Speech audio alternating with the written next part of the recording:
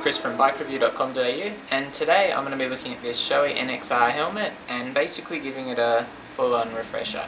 So new visor, all new internal foam, so it's the cheek pads and the upper foam, and also putting in a wind deflector. Now I have done a full review on this helmet on bikereview.com.au. If you want to have a look at the full review, go there. It is quite an expensive helmet, which is why doing this kind of work's worth it. You can wash all the internal linings, but after a little while they'll lose their shape. Even doing that, particularly when you're talking about years. I've had this one for 2 years. I did give it a really good wash prior to what we're doing today. So just keep in mind, even with a matte finish like this, just soapy water, nice microfiber cloth, give it a really good scrub. It'll come up really nicely. The white in particular has come up really well. That was quite grey this morning because I hadn't done it in a while. It's now looking much better. And this is one of my favourite helmets because I got it before Marquez had done quite as well as he has done now. Anyway, so what you probably can't see, hopefully you can, is that the visor's quite scratched. Being a clear visor at night, that makes it quite dangerous. And one of the few downsides of this helmet is it doesn't have a drop-down sun visor. So you will need a tinted visor for that, which means swapping around the visors. It's a very lightweight helmet, so part of the reason that it doesn't have one is because it's more of a racing slash sport helmet. So that's a little bit of a trade-off. It also has really good airflow. That can also be a disadvantage in winter because you'll get a little bit of wind up under your chin, which is why the wind deflector that we'll be fitting today is really good. And it actually does come with a chin protector for winter, which is really good. But if you forget to put that in when it's really cold, you'll normally have tears flowing out your eyes like anything. So to get started, we'll just peel off this visor. What we might do is we'll just take everything apart and then we can just replace everything. So, scratched visor, I'm going to take out the internals. Everything just pops right out. Same as if you were cleaning it. With this, you just pull it towards the nose, so it's got a clip.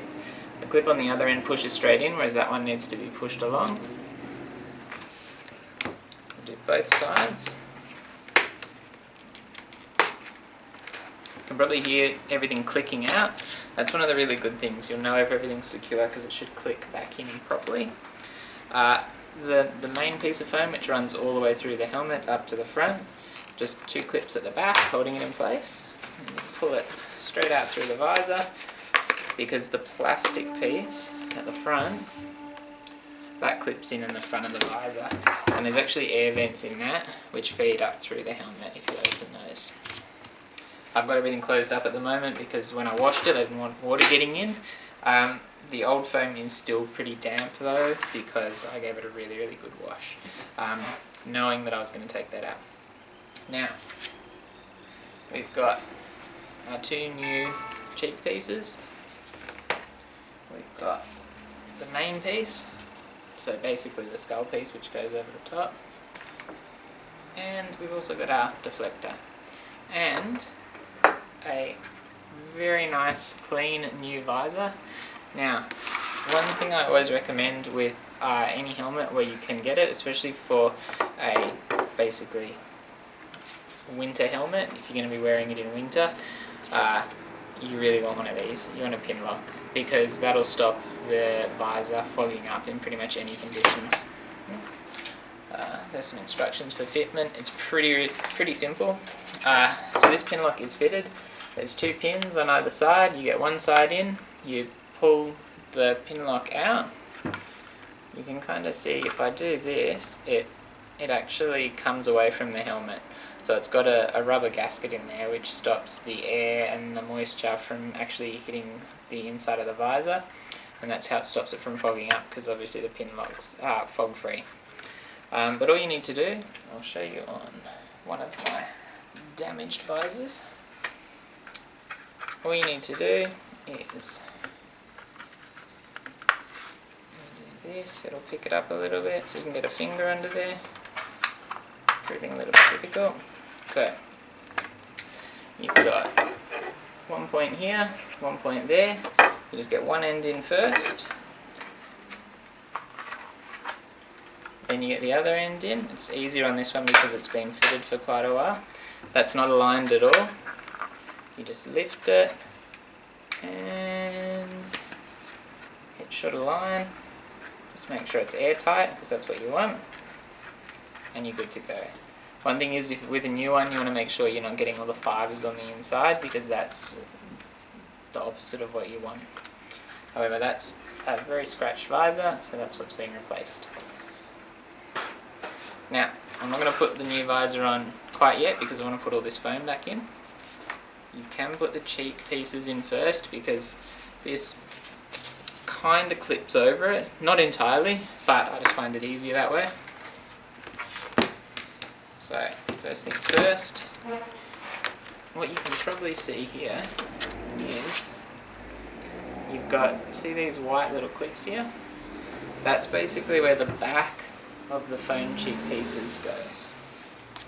So you want it to clip straight in there, and you will probably need to use a little bit of force to get it to clip into place.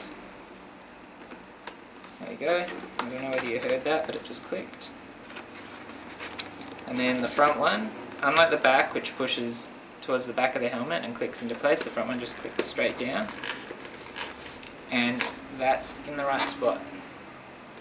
Now, I don't know whether you'll be able to see this, but on the inside of the helmet, we've got two lower clips and then one just behind the strap further up.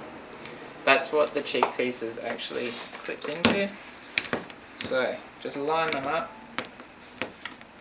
You can kind of lift the foam up a little bit and just see where they need to go.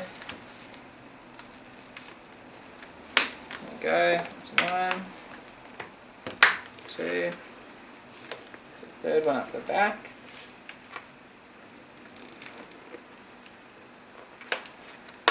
There we go. Alright, so we've got on one side, you can see here, that's totally in place, nice and clean, ready to go. Got one more of those to do. Again, it just clips down and in until it clicks into place. And just run that plastic piece, which runs along the side of the helmet, or the bottom of the helmet I should say, in. There we go, that's clipped in, not so audibly.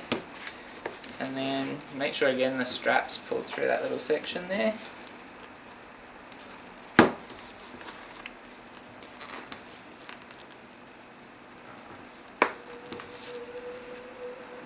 Almost had it.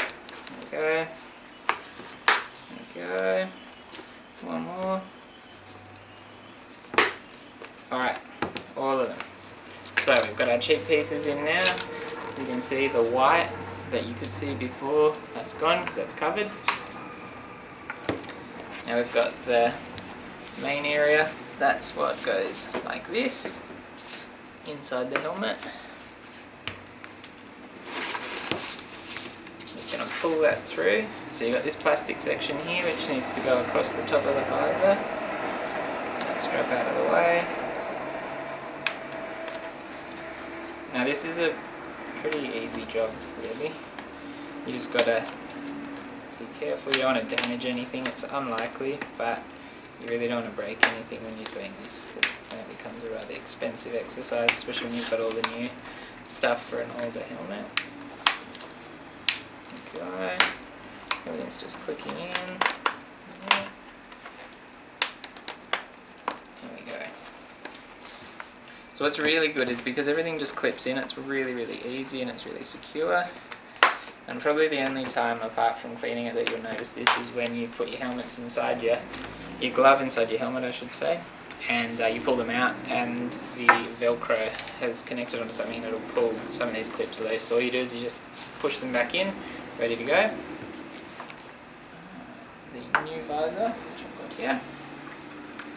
Just put it in the full upright position. You can just push it on this helmet. Clips into place. There we go. Perfect. Now it does have my fingerprints all over it, but I can have that wipe down later. Here we've got the chin piece. Hopefully you can see that. There you go. That's really easy. All this does is it pushes in along the bottom here. You just want to make sure that it's centered right.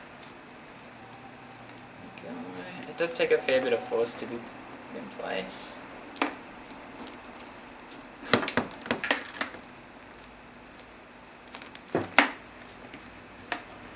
Normally I'd recommend just holding the helmet on your lap or on something a little bit, but obviously because I want you to be able to see, I've got it up on the table. There you go, so we've got the chin piece in. So, when you've got an expensive helmet like this, particularly one that you really like and that's lasted well over a couple of years, you don't really want to replace it and spend, say, another $1,000 if you don't have to. I mean, obviously if you want a new design or you want an updated helmet, that's great, but you can spend a lot less money. You can get the internal foams, you can get a new visor if you need one. It might not be scratched, so you might not need that, and it'll totally refresh your helmet. And obviously this means that the fit will be a little bit more snug than it was if you've got worn foam inside. The old foam I've got is very, very worn. Could wash that, but it tends to lose its shape a little bit. I mean, this is 2 years old, so it's also been used daily. So we've totally refreshed that helmet. It's good to go. You can read my full review on the NXR on bikereview.com.au. What we will be reviewing very, very soon is this HJC helmet. It's the FG Jet helmet. It's a nice half-face helmet, great for cruising, a bit more casual, like if you're on a scooter, or if you just want something which is a little bit more open. And what we've also got that we'll be reviewing in the near future is, if I can get them over here, instead of these Dry Rider Scrambler gloves, so a great retro styled glove. Hopefully you can see them a little bit better in the light there. And also to go along with those, also on the retro / cruiser theme, is this Dry Rider jacket. Now that's a Scrambler jacket, it matches the gloves. We're doing a full review of that on the website and also here on YouTube as well. So stay tuned for all three of those. And one other thing to mention before I go, we've also got a range of Dry Rider women's gear that we'll be reviewing. We've got a reviewer, Sam, who'll be doing that for us. She rides a scooter every day, so she'll be giving us some opinions on some of the Dry Rider women's gear as well. Until next time, remember to subscribe to our channel and also take a look at bikereview.com.au and follow us on Facebook.